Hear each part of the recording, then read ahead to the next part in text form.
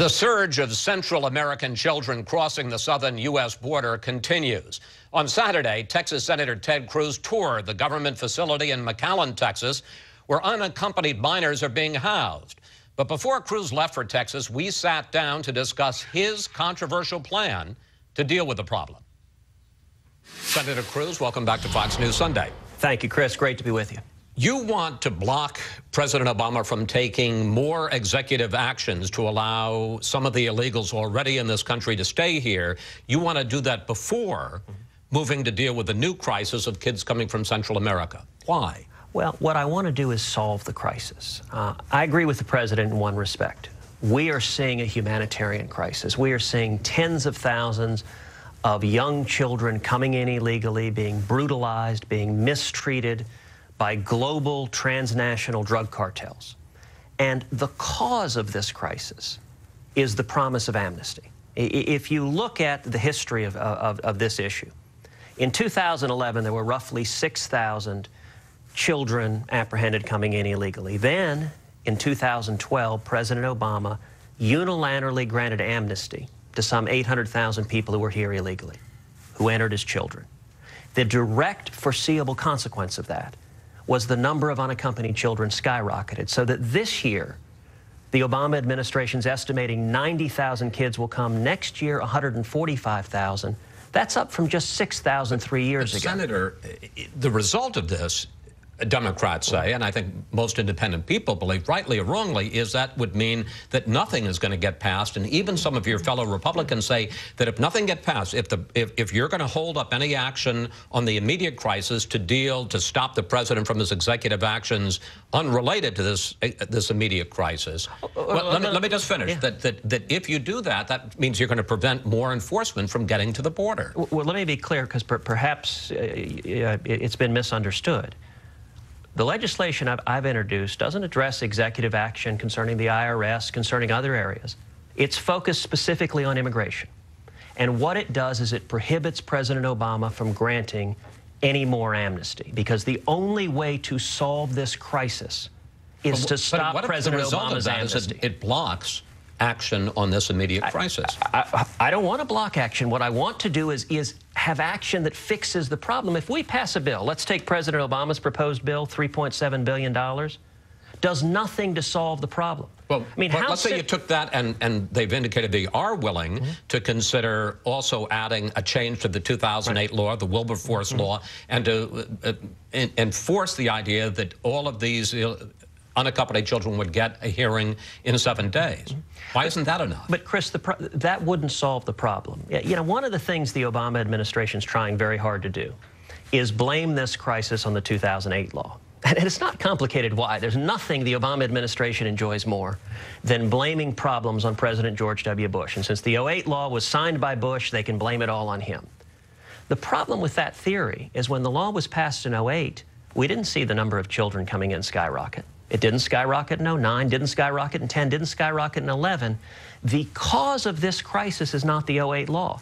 The cause of the crisis was in June of 2012, President Obama's granting amnesty. I understand that argument, but what a lot of Republicans even are saying is, hey, look, without dealing with that, if we change the law, if we get more judges, if we get the 7-day deadline, if we get more money for border patrols, all of which would happen in the deal that looks like it's taking shape, that you want to throw, that you want to block, that in effect you're perhaps the enemy of the good in pursuit of the perfect. No, what I'm interested in is fixing the problem. And it's only Washington. All of the proposals being floated are missing the cause of the problem. So how would you deal with the problem? I mean, I know you say, all right, let's stop the executive action. Let's send a clear word out. There are no permisos. There are no permits. Right. You're not going to get amnesty.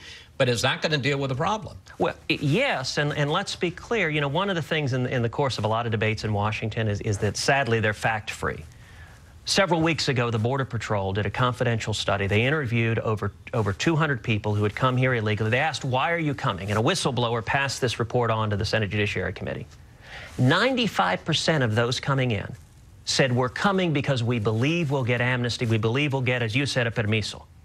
If we don't fix that, the problem continues. And, Chris, in my view, it is the opposite of humane. It is the opposite of compassionate to continue this crisis. I don't want to see tens of thousands of little boys and little girls being physically assaulted, being sexually assaulted by drug dealers. The way to fix it, the bill I've introduced is a very simple bill. It is a page and a half, and it simply says the president cannot grant amnesty going forward. It prohibits the president from granting amnesty. When you say amnesty, from allowing these deferred deportations? From refusing to enforce our immigration laws. Okay. We've got immigration laws, and the reason that is going straight to the source. I mean, look, so much of Washington ignores what causes a problem, and Washington likes to say, well, we passed a bill. If the bill doesn't fix the problem, then it's not helping the children. The objective here should be to help the kids, and the way you help the kids is you eliminate the magnet, which is President Obama's amnesty. Some Democrats say, you talk about helping the children, that this is a humanitarian crisis above all else, and the key is to help the children.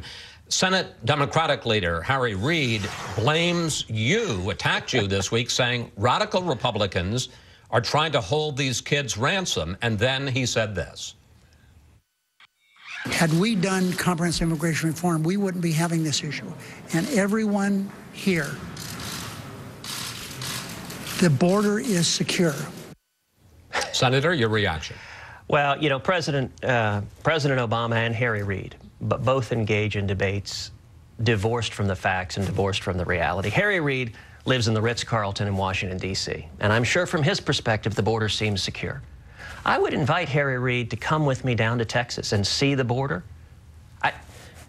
On the border, we are seeing the opposite of following the law. The border is not secured. 90,000 children are expected to come into this country illegally this year, and Harry Reid says the border is secure. I'll tell you who's holding these kids ransom is Harry Reid and the president, because their view is don't do anything to fix the problem. He mentions comprehensive immigration reform. The Gang of Eight bill is one of the causes of this problem, because what the kids are saying is they're coming because they believe they'll get amnesty. Part of the Gang of Eight bill was promising them amnesty. You keep talking about helping the kids. One question I have is, how do you help the kids? I understand how it helps the United States not to allow them to come into this country. How does it help the kids to just say, hey, you got to stay in Central America? You talk about the violence in Central America, the murder rate in some of these countries. I'm not saying it's our responsibility to help the kids, but it doesn't help the kids. Because a child being entrusted to a vicious drug dealer is being horrifically mistreated. You know, several weeks ago, I was down at Lackland Air Force Base, where there are about 1,200 children being kept there.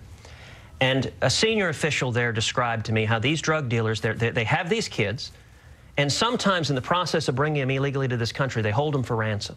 And they reach out to the families, they say, send more money. And if families won't send money, horrifically, they're cutting off body parts and sending it back to the families, and they're forcing little boys and little girls, they're putting a gun to the back of their head, and they're saying, cut off the fingers, cut off the ears of another child, and if the child refuses, they're shooting and killing that kid.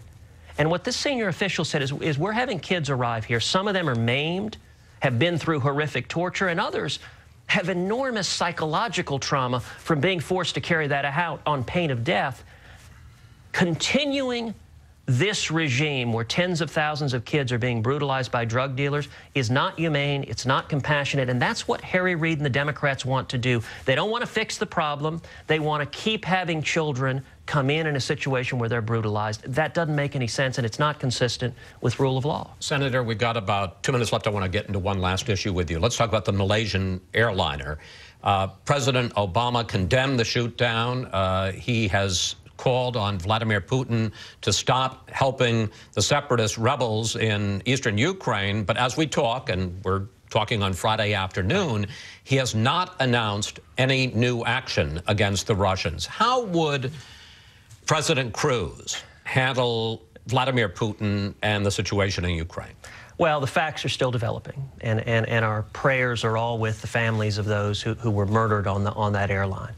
What we appear to know right now is it appears to have been a Buk Russian missile that took out that passenger airline, that murdered those people. And that kind of technology is not randomly found on the streets. That likely found its way into the hands of Russian rebels and Russian separatists in Ukraine because of Putin's direct involvement. So how would you get Putin to stop? We should do a number of things. One, we need vigorous sanctions. We need sanctions that target the Russian energy sector, the Russian financial sector, that put serious consequences for what Putin is doing. Two, we should immediately reinstate the anti-ballistic missile batteries in Eastern Europe that President Obama canceled in 2009 in an effort to appease Russia. And three, we need to open up the export of liquid natural gas, which will help liberate Ukraine and Eastern Europe and will also impose real financial penalties on Russia and will create jobs and economic growth back here. That's what leadership would look like, standing up to Putin instead of demonstrating weakness, because when Putin sees weakness, he demonstrates over and over again aggression and willingness to go after others. Senator Cruz, thank you. Always good to talk with you, sir. Thank you, Chris.